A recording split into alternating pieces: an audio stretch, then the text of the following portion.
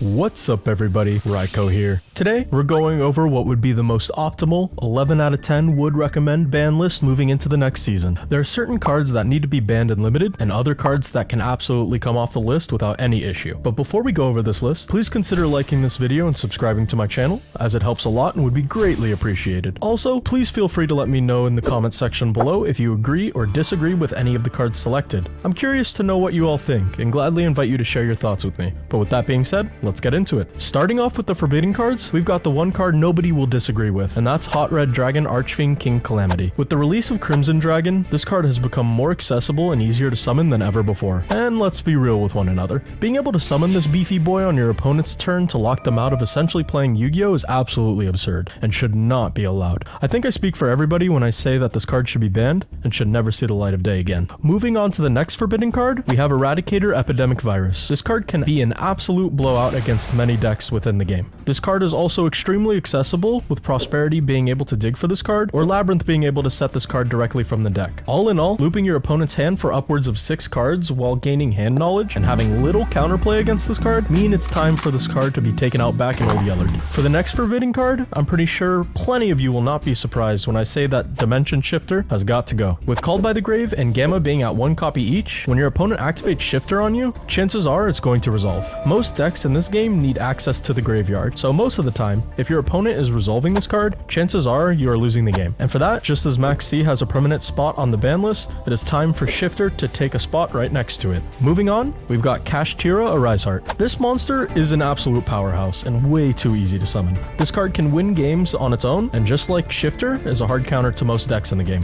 It is essentially a much better Trident, and if Trident deserves to be on the forbidden list, there's absolutely no reason why this card deserves to be in the game. For the next hit, some of you may be a bit confused, but let me explain. Just as its other 2 siblings got the axe, it's time to put Guard Dragon Pisty's head on the chopping block. With Dragon Link winning worlds and dominating the meta just under Kashtira, it is clear to see that this deck has proven itself to be more than capable over time. Pisty enables some ridiculous combo lines, and being able to recur any dragon that is in the graveyard or banished is simply too strong. Banning Pisty wouldn't kill the deck, but would make the deck more manageable to play against, minimizing the amount of monsters they are able to spam out onto the board, while making their follow-up just a little bit weaker. For the next forbidden card, we have Branded Lost. Despia is not an unfair deck, but what really pushes this deck over the edge is Branded Lost. This card is incredibly powerful, as it provides protection to one's fusion summons while searching out follow-up and omni negates. Also, it's easily accessible, as Lubellion can simply place it face up on the field from the deck. Overall, this hit wouldn't kill the deck, but would make playing into any Despia board feel less overwhelming. Moving on to the next forbidden card,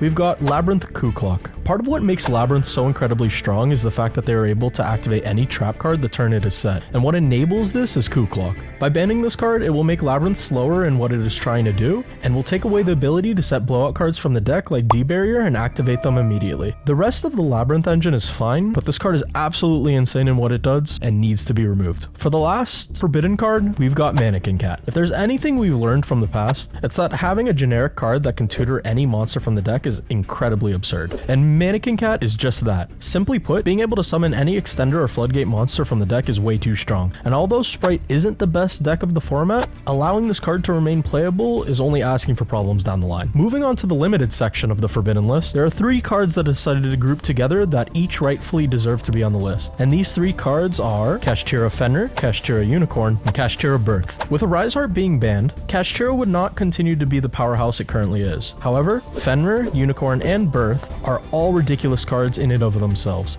and can still be extremely splashable in other decks. By limiting these 3 cards, we would be making this engine less viable to play without outright killing the pure Kashtira deck. For the next limited card, we have Runic Fountain. Let's be honest, no one ever enjoys sitting across the table from a Runic player. It may be fun to pilot the deck, but playing against it is an entirely different thing. By limiting Fountain, it would make cards such as Cosmic Cyclone much more impactful, hurting the grind game of Runic while making the deck much more manageable to play against. Looking at the next limit, we have Bestial Magnamut. As mentioned when discussing Pisty, Dragon Link is an incredibly powerful deck that can easily and consistently spam out dragons while searching follow-up. Magnamut, out of all the cards in the deck, is arguably the strongest. Not only is it a beefier, better DD Crow, but it also allows the player to search any dragon in the end phase. And unless you are new to Yu-Gi-Oh, you would know that the dragon card pool in this game is larger than any other. It's only a matter of time until this card is hit, and I strongly believe that limiting this card on this list is definitely the way to go. Moving on, Pearly Sleepy Memory is up next on the limited list. Yes, Delicious was put to 1, and although it did hurt, this deck has proven that it is still one of the top contenders, especially with the new rank 2 that released with Duelist Nexus. Given that Sleepy is mentioned on that rank 2 and enables the player to draw up to 6 cards on the opponent's standby phase, this card definitely deserves to be limited. Capping the amount of times a player can draw to 2 is necessary, and minimizing the consistency of the deck overall is much needed. Even with Sleepy Memory at 1, this deck would still be incredibly powerful, but leaving this card untouched will definitely create some issues. Finally, for the last limited card, we have Orcust Harp Horror. This game has been power crept enough to the point where Harp Horror can come back to 1, and Orcust would not dominate the meta. Orcust inherently is an inconsistent deck, forcing the player to play more bricks than the average Yu-Gi-Oh deck normally does. Harp Horror coming back to 1 wouldn't shift the meta, and would allow players to revisit this deck, which is beloved by many. Overall, enough time has passed. It's time to bring Harp Horror back to 1. With that, it is now time to move on to the semi-limited list. To begin with, we have Miscellaneous Saurus. With the new Dino support that recently got printed to the other Dino support that is in the pipeline, it would make more sense than not for this card to come back to 2. Yes, this card is incredibly powerful in what it does, but would absolutely not make Dinos the best deck of the format. Dinos are fun, casual deck that many players truly enjoy, and putting Miss back to 2 would allow these players to compete in the modern meta without being completely shut down by a single hand trap. It will also help fix the abysmal grind game this deck has, allowing this deck to have another turn if the deck's initial board gets cracked, or if the deck fails to OTK going second. The last 3 semi-limits are more of a personal wish, but are semi-limits that I feel are rightfully deserved. With powerful cards around such as the Bestials, I strongly believe that Tearlament Shiren, Merly, and Hovness can each come back to 2. This deck was absolutely decimated because of the ban list,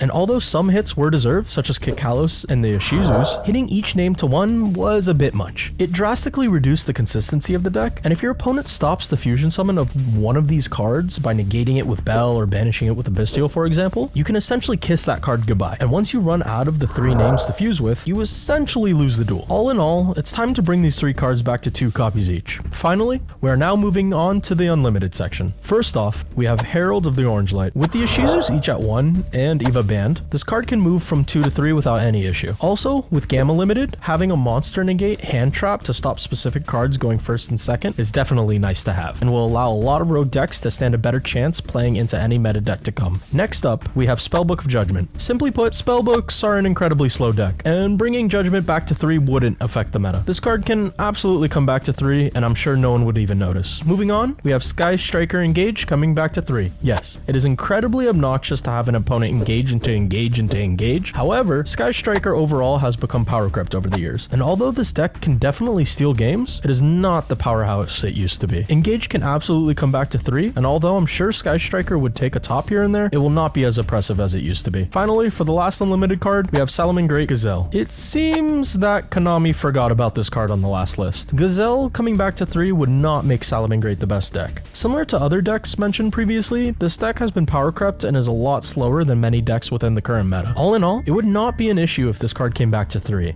and with the new Salamangreat support that was just released, it would only make sense for this card to come back. And that's everything for my ban list prediction. If you agree or disagree with this list, please let me know in the comment section below. Also, please drop a like and subscribe if you enjoyed the video. I appreciate you hanging around until the very end, and until next time, peace.